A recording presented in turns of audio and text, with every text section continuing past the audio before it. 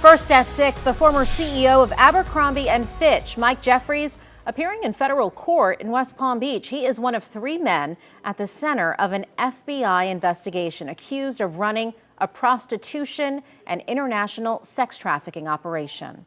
The defendants allegedly preyed on the hopes and dreams of their victims by exploiting, abusing, and silencing them to fulfill their own desires with insidious, secret intentions. Good evening. I'm Felicia Rodriguez. Investigative reporter Terry Parker was in court for today's hearing and has been digging through that indictment. She learned prosecutors believe these crimes were going on for years.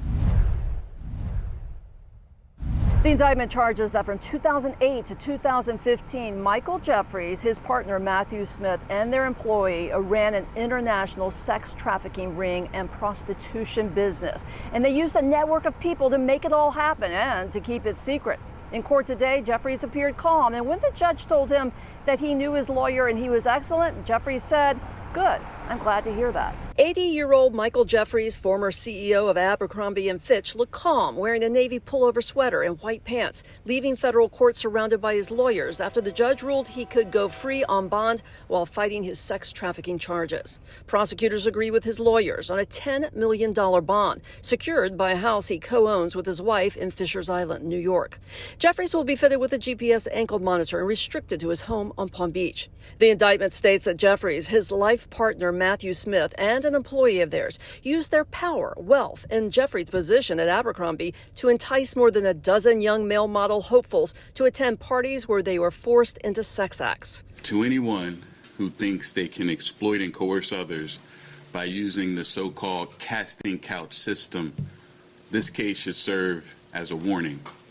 Prepare to trade that couch for a bed in federal prison. Prosecutors say Jeffries used the promise of being an Abercrombie model to coerce the men into sex, often using drugs. The indictment says their employees scouted the young men from across the world and invited them to parties where they were then forced into having sex with Jeffries and Smith and others. Jeffries and Smith employed James Jacobson to act as a recruiter to find men.